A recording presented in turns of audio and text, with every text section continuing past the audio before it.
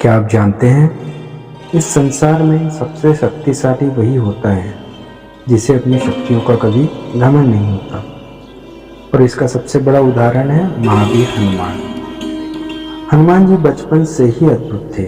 कभी सूर्य को फल समझकर उड़ चले, कभी देवताओं को भी चकित कर दिया। लेकिन समय के साथ उनकी शक्ति पर जैसे एक पर्दा सा पड़ गया, क्योंकि ईश्वर कभी कभी अहंकार से बचाने के लिए हमारी शक्ति को हमारी इंद्रियों से छुपा देते हैं। समय बदलिया, परिस्थितियां कठिन हो गई। सीता माता लंका में थी और राम चिंतित थे। वानर सेना समुद्र के किनारे खड़ी थी, सामने अथाह सागर और पीछे अधूरा विश्वास। हर कोई सोच समझ रहा था कौन जाएगा। तभी आगे आए जामवंत जी। उन्होंने हनुमान जी की ओर देखा और शांत स्वर में कहा, हनुमान, अब तुम्हें अपनी शक्ति याद दिलाने का समय आ गया है।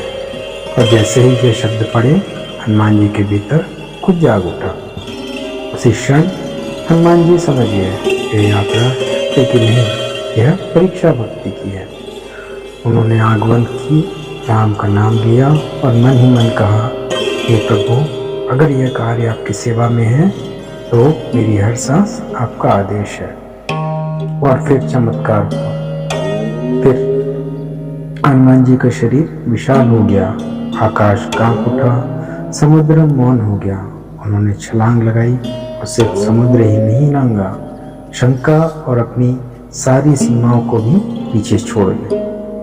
रास्ते में मैनाक पर्वत उठा, सुरसा ने परीक्षा ली, सिंहिका ने रोकना चाहा, लेकिन हनुमान जी रुके नहीं, क्योंकि जिसे राम ने भेजा वो उसे कोई रोक नहीं सकता।